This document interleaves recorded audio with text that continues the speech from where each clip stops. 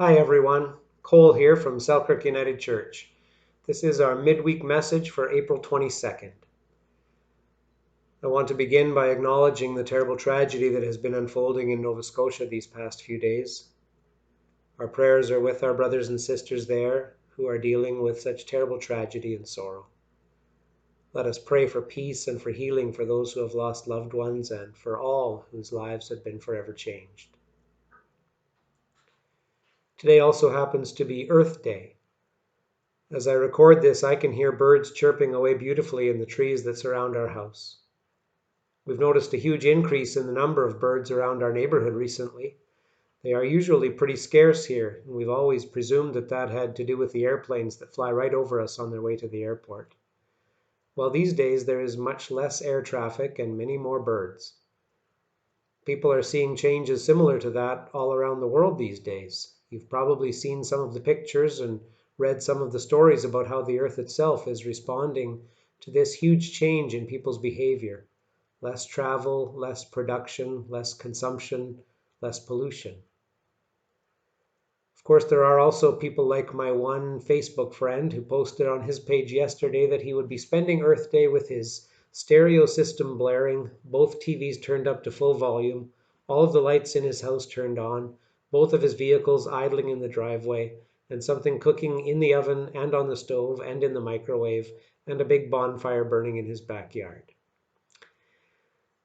I always hope that he is joking when he posts things like that, but I'm never really sure. He does post these things occasionally as a kind of tongue-in-cheek challenge to his more liberal friends who celebrate things like Earth Hour and Earth Day and talk about changing the world.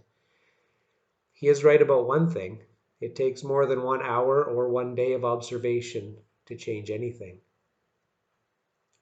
Meanwhile, we are seeing some things change as we observe how our planet is being affected by all of this self-isolation and economic disruption. There are stories from Venice about how clear the water is in the canals. You can see the fish swimming there for the first time in decades. Kangaroos are hopping down the once busy streets of Australian cities. Leatherback turtles are reappearing for the first time in years on beaches in Florida and Thailand, usually inhabited by thousands of tourists. People are seeing clear blue sky in China for the first time in ages.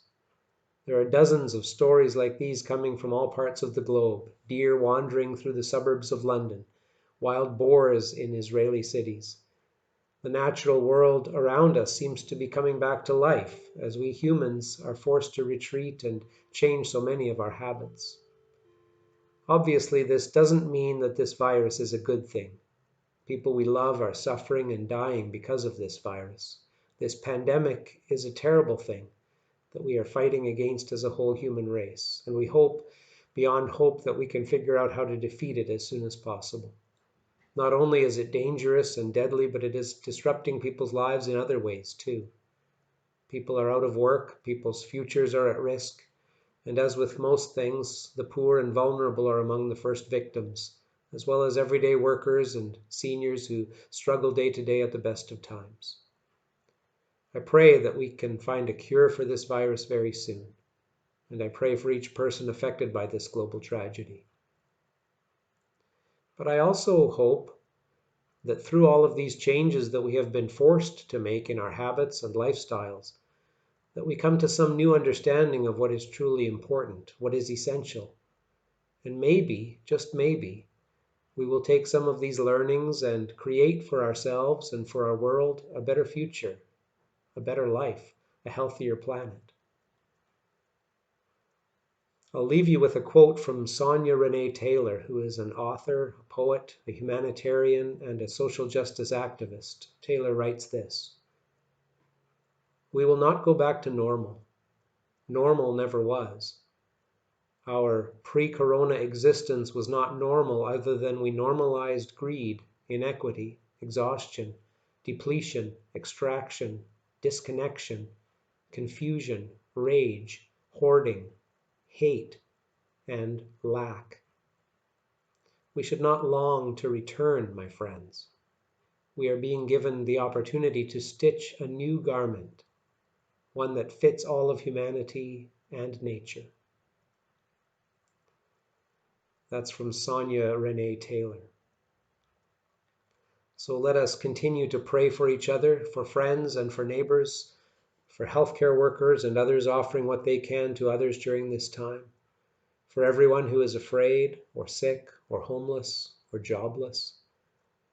But let us add a prayer for the earth also today, and a prayer for the future, that we may all learn to live in harmony with one another in ways that lift up rather than tear down, in ways that give life and promote peace. And may God be with you today and every day.